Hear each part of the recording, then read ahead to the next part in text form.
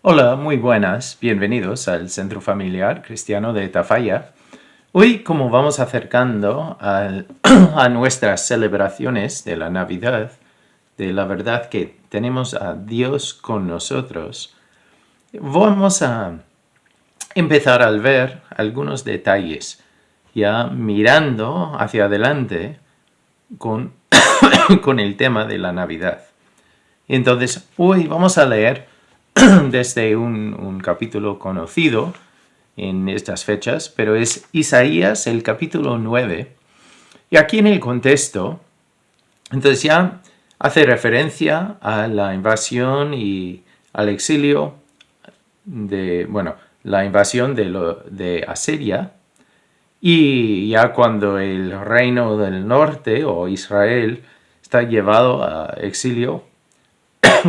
Entonces, primero estamos en esa parte, ya mirando esa invasión que vendría, y también podemos imaginar la situación que Isaías está ya hablando del futuro, de lo que va a pasar.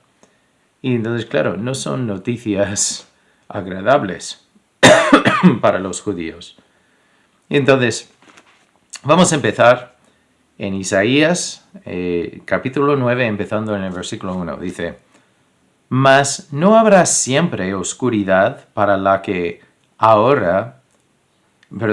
está ahora en angustia, tal como la aflicción que le vino en el tiempo que livianamente tocaron la primera vez a la tierra de Zabulón y a la tierra de Neftalí. Pues al fin llenará de gloria el camino del mar, de aquel lado del Jordán, en Galilea de los gentiles. Entonces vamos a parar un momento, pero aquí, entonces si tú miras un mapa de los tribus y de las tierras que tenían, entonces esta zona de los de Zabulón y de Neftali, ya entonces son parte del norte, y es la primera zona donde entra o llega la invasión de Asiria. Entonces, claro, ya es el primer lugar de oscuridad y de ataque y de problemas. Entonces aquí Isaías dice, mira, pero la oscuridad no se quedará ahí para siempre. Incluso dice que aunque fue o será un lugar de aflicción, después llenará de gloria. Entonces, ¿qué es una zona que sí va a sufrir, pero en el futuro se llenará de gloria? Entonces, aunque hay momentos de falta de esperanza, momentos de oscuridad, aún en ese momento hay esperanza. Y eso es lo que veremos en este texto y podemos experimentar en nuestras vidas y podemos ver en muchos sitios de la Biblia. Que aun cuando ya ves oscuridad por todos los lados, aún en ese momento hay esperanza. Porque tenemos un Dios que sigue obrando y Él sigue yendo por su voluntad. Y sabemos el final de la historia. Si hemos visto la Biblia, si hemos leído. Digo. Entonces, el versículo 2 dice: El pueblo que andaba en tinieblas vio gran luz. Los que moraban en tierra de sombra de muerte, luz resplandeció sobre ellos. Entonces otra vez tenemos un momento sin esperanza y viene esperanza. Un momento de tinieblas o de oscuridad y viene luz o gran luz. Entonces vemos cómo Dios cambia la situación. Y es importante ver que no, en este caso, no cambió la situación enseguida. Entonces estamos hablando de unos 6 o 700 años más tarde, cuando llega Jesús. Pero entonces vemos que cambia de sombra a luz, de tinieblas a gran luz, y de aflicción a un sitio que se llenará de gloria. Y el versículo, bueno, y mirando eso, voy a leer un pasaje, un versículo que sale en Mateo. Bueno, concreto es Mateo 4. Y entonces, vamos a ver Mateo 4, 12 al 17. Entonces, veremos ya en el Nuevo Testamento una referencia a este mismo pasaje. Dice, cuando Jesús oyó que Juan estaba preso, volvió a Galilea, y dejando a Nazaret, vino y habitó en Capernaum, ciudad marítima, en la región de Zabulón y de Neftali, para que se cumpliese lo dicho por el profeta Isaías, cuando dijo, tierra de Zabulón y tierra de Neftali, camino del mar, al otro lado del Jordán, Galilea de los gentiles. El pueblo asentado en tinieblas vio gran luz, y a los asentados en región de sombra de muerte, luz le resplandeció. Desde entonces comenzó Jesús a predicar y a decir, arrepentíos, porque el reino de los cielos se ha acercado. Entonces vemos ahí el cumplimiento de esta profecía de Isaías, que ya Jesús llega a esa región y empieza ya su ministerio. Entonces esa región que pasaba tan mal, viviendo en la oscuridad, asentado en la oscuridad, vio gran luz. O sea que ya hay esperanza, hay gozo, hay luz. Entonces, seguimos. El versículo 3. Multiplicaste la gente y aumentaste la alegría. Se alegrarán delante de ti como se alegran en la siega, como se gozan cuando reparten despojos. Entonces ya seguimos, ya vemos un cambio, ya hay una celebración. Y es una celebración como la celebración de una boda. Y vamos a ir otra vez a Mateo, esta vez el capítulo 9.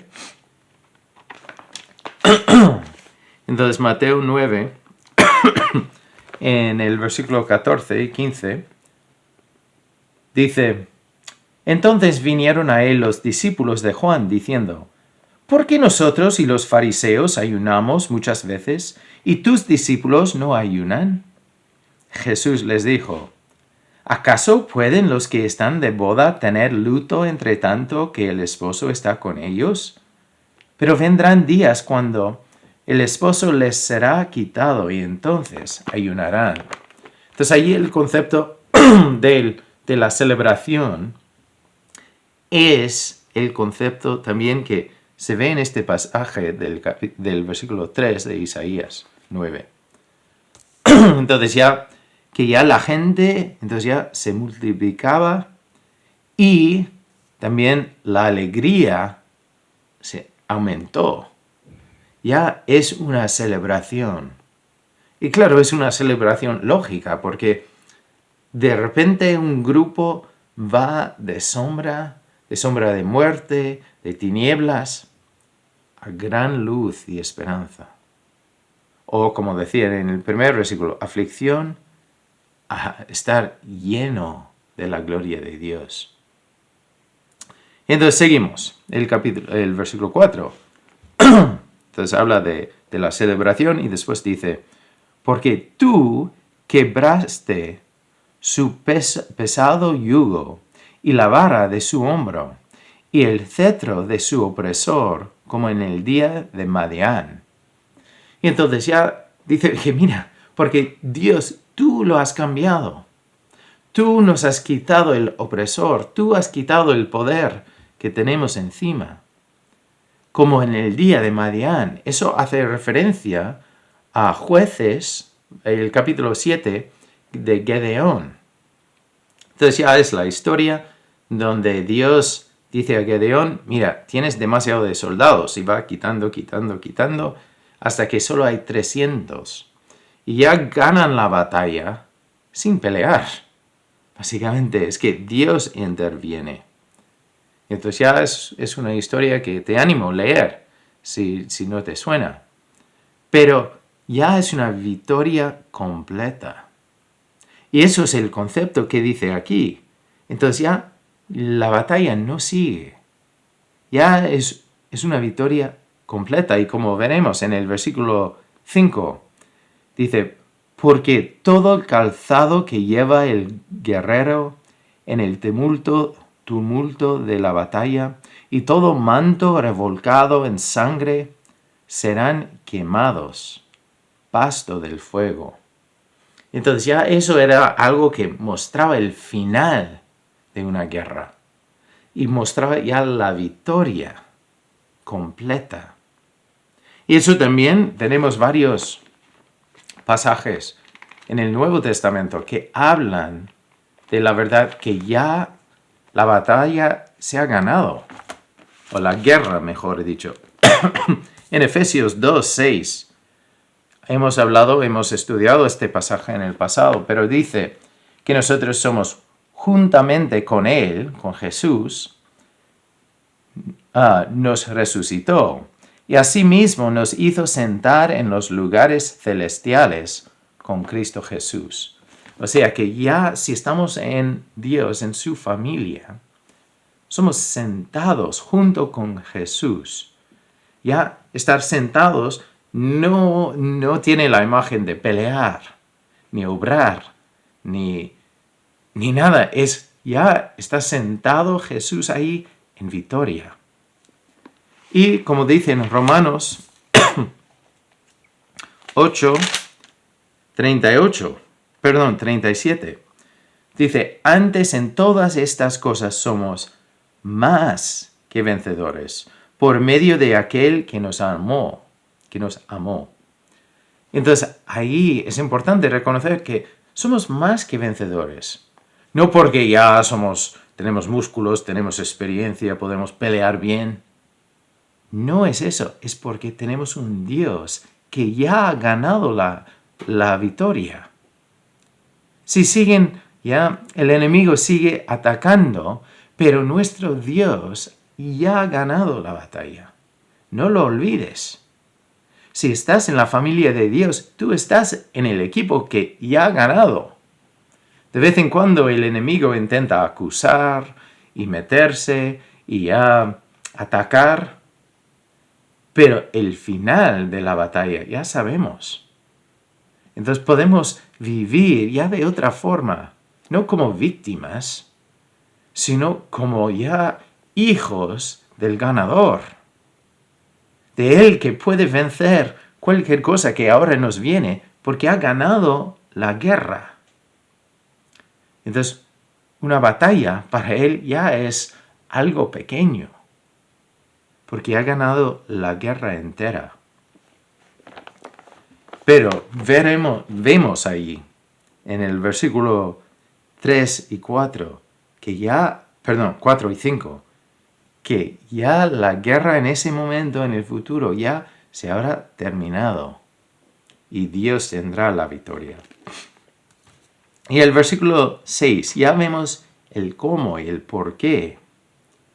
Dice, porque un niño nos es nacido, hijo nos es dado, y el principado sobre su hombro, y se llamará su nombre admirable, consejero, Dios fuerte, Padre eterno, príncipe de paz.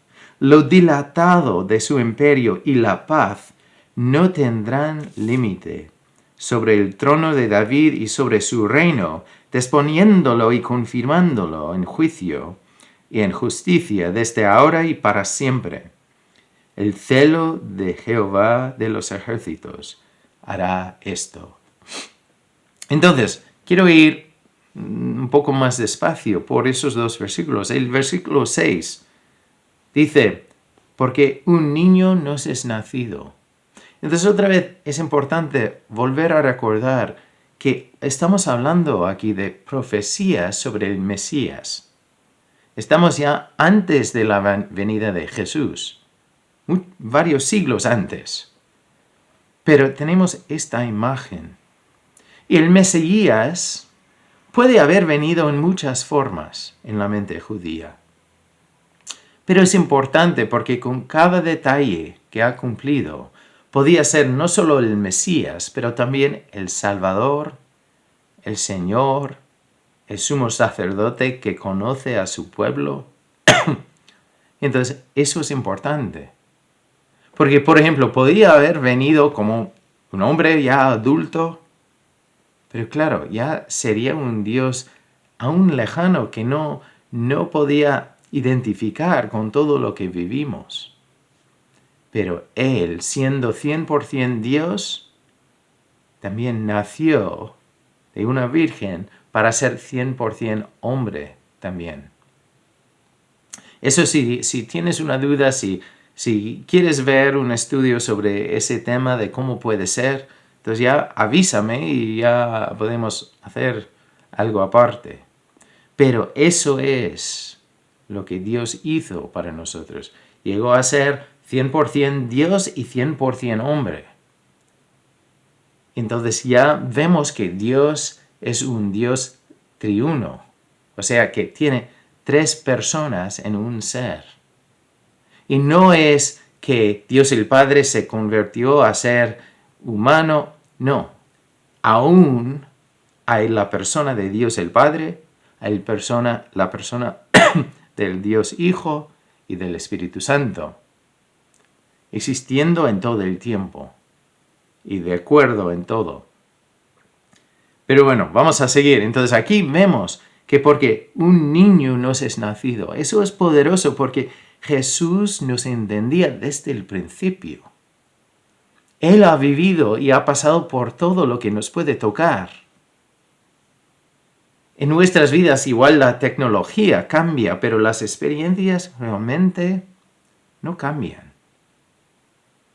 Entonces tenemos a Jesús que nos entiende perfectamente porque ha caminado por los caminos donde hemos caminado. Entonces tenemos un Dios que nos entiende. Y Hijo nos es dado. Entonces es importante reconocer también que era 100% Dios y 100% hombre.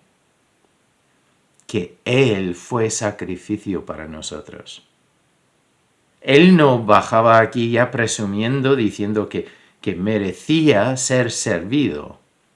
Él mismo nos decía que vino a servir, no para ser servido. Y ahí nos deja también una imagen. Pero este mensaje es algo que hay gente en un momento largo de oscuridad que oyen este mensaje. Que un niño nos ha nacido, un hijo nos ha sido dado. Entonces, porque un niño nos es nacido, hijo nos es dado, y el principado sobre su hombro. Entonces ya viene con poder y autoridad. Y entonces hay partes de esto que se cumplieron ya con su venida en la Navidad. Y hay otras cosas que no se van a cumplir 100% hasta que vuelva por segunda vez, para ya establecer su reino. Primero de 1000 años y después el reino de Dios, que durará para siempre. Entonces, y dice, y él se llamará su nombre. Entonces aquí, para un judío, su nombre no era simplemente para identificar quién es. Era también, hablaba de su carácter, de quién era, cómo era. Entonces ahí es lo que vemos de Jesús, que se llamará admirable. Entonces ya la palabra es que ya nos debe dejar con la boca abierta, diciendo, wow, es que mira cómo es Jesús. Estoy asombrado al ver cómo es mi Jesús. Eso es la palabra, admirable. Es que todo lo que se ve en Él te deja con la boca abierta, diciendo, ¡wow! Y después, consejero. Entonces, tenemos un consejero que sabe lo mejor para nosotros, nos da consejo, nos guía y siempre es fiel y correcto. Un consejero humano puede fallar, pero el consejero que es Jesús, siempre es fiel. Entonces es admirable, consejero, Dios fuerte. Esto es el concepto de todopoderoso. Entonces hay varios sitios donde usa la misma palabra. A veces hablando con Dios el Padre, a veces hablando con Jesús, sobre Jesús. Entonces ya se puede verlos en Apocalipsis, por ejemplo, 1:8. También en Isaías 10:21. Entonces aquí dice, el remanente de Jacob volverá al Dios fuerte. Entonces ahí hablando del Dios el Padre. Pero ya, entonces es la misma palabra que habla del Todopoderoso. Entonces es otra parte de quién es Jesús. Vemos su poder en su ministerio aquí en la tierra. Y si lees Apocalipsis, entonces ves el poder de Jesús allí. También vemos el poder de Jesús porque Él es el que creyó todo. Es Él que estaba ahí al lado del Dios Padre ya creando las cosas. Entonces, bueno, seguimos. Es admirable, consejero, Dios fuerte, Padre eterno. Entonces ahí no está diciendo que Él es Dios Padre. Es que Él es el Padre sobre todo lo creado. Hace referencia a eso en Colosenses también. Pero Jesús es el creador de todo. Y siempre será. Por eso es el Padre eterno. Y es el príncipe de paz. Entonces es el que trae paz. En momentos de guerra, como aquí.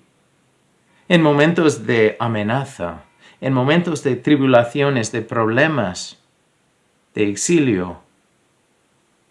Jesús es el príncipe de paz. Es el que trae paz. Es el que tiene paz para ofrecer. Y después dice que lo dilatado de su imperio y la paz no tendrán límite. Entonces, que no hay una línea que solo llega hasta aquí.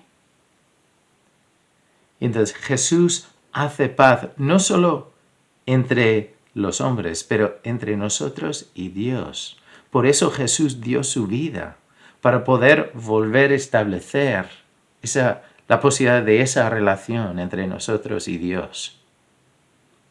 Entonces, Jesús hace la paz, ofrece la paz. Y esa paz y también su reino no tiene fin, no tiene límite.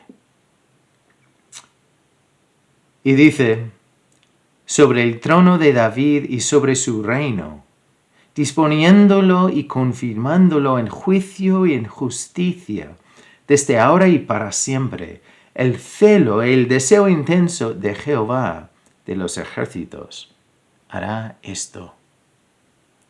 Entonces, aunque los que estaban ahí escuchando este mensaje estaban en ya un momento de oscuridad, un momento de problemas, un momento de ya estar llevado de su tierra,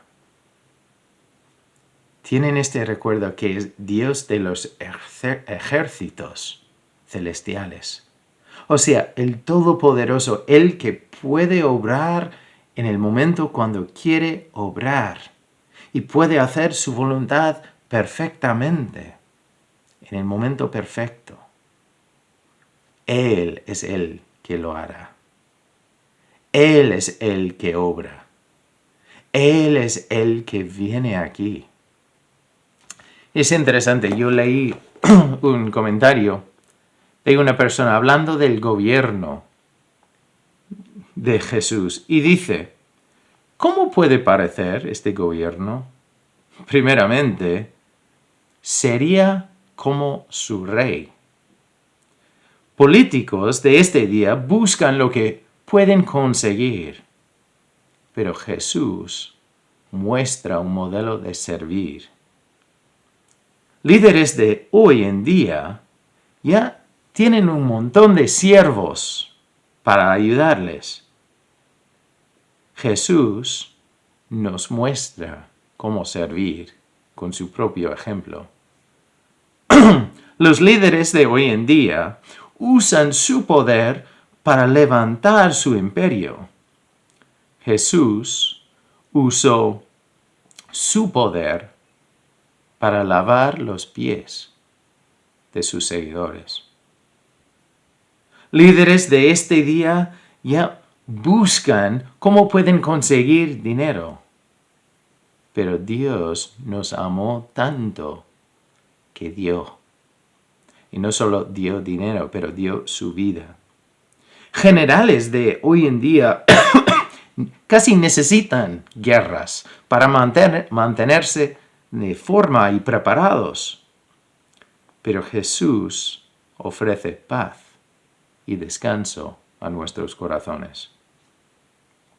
Y ya en el mundo de hoy, la persona que tiene más autoridad y más poder está más lejana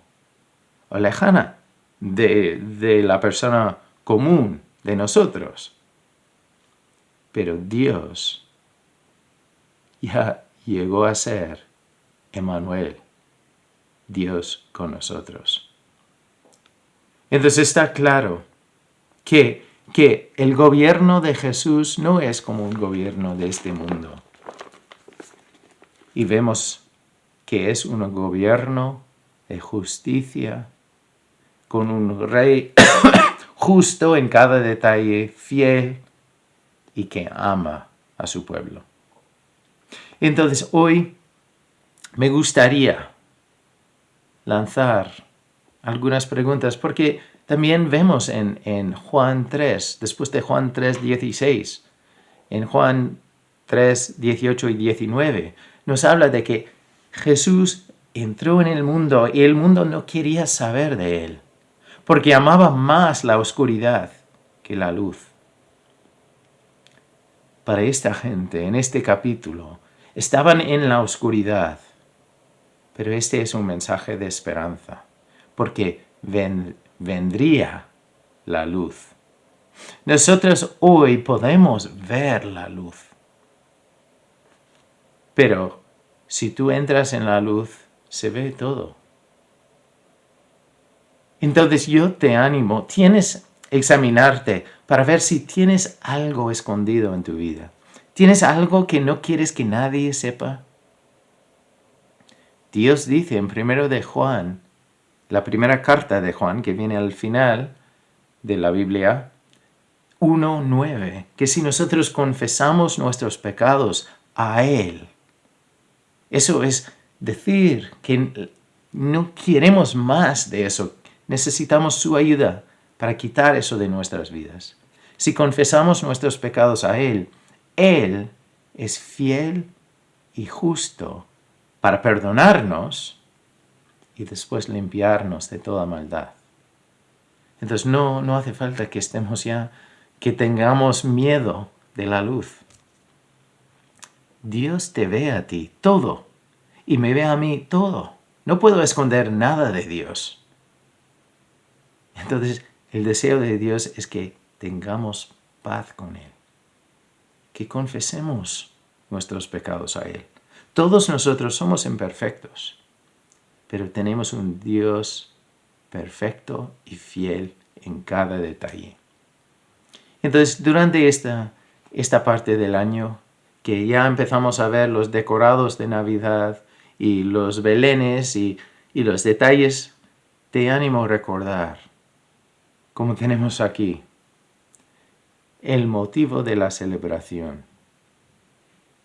Aunque igual estás en un momento de oscuridad o de falta de esperanza o de problemas. Pero otra vez, recuerda que en este momento, este sitio, ya que había vivido mucha aflicción, en el futuro se llenó de gloria de Dios. Este sitio que antes estaba asentado en tinieblas, ya vio gran luz.